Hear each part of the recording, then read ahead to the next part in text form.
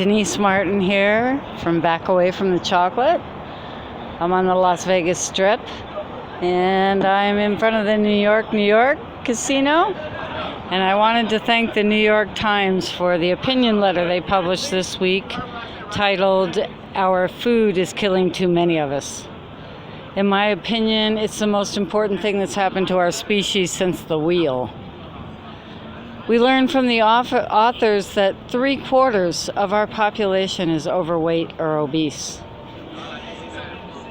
It's costing us $1 trillion a year to deal with the fallout from obesity, and 500,000 plus people a year are dying from the complications of obesity.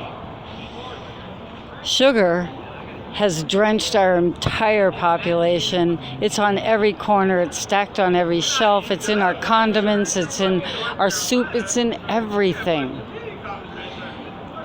And the medical profession refuses to accept that food is part of health or part of prevention, so the system is just flat breaking under the weight of our cultural obesity. We are participating in food-assisted suicide.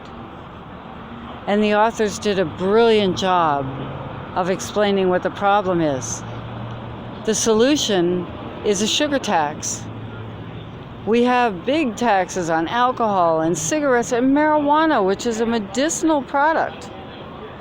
But those who are killing themselves and breaking the healthcare system with food addiction are paying no price.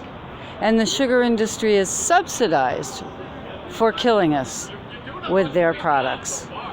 This has to change.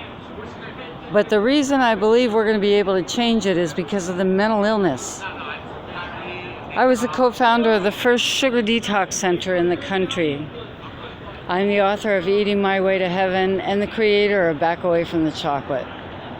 I saved my life by getting off of refined sugars.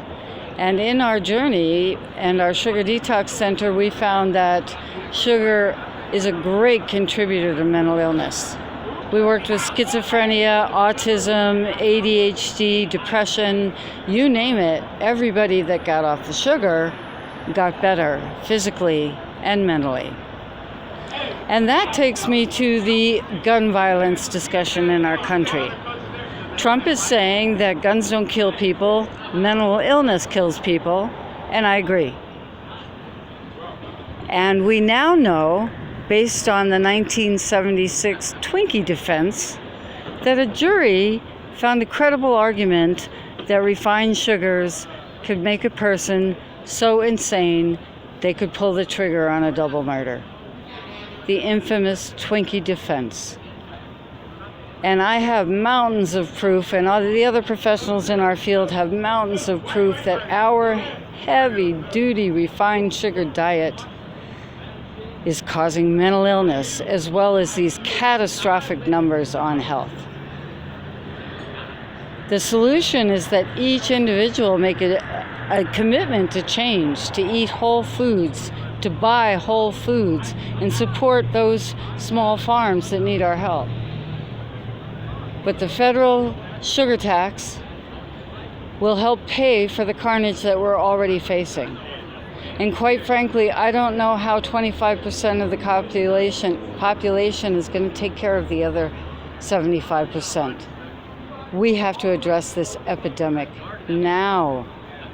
I want to do it with my harp, with some music and some comedy, and tell you some stories that will curl your toes and possibly get you to stop eating sugar.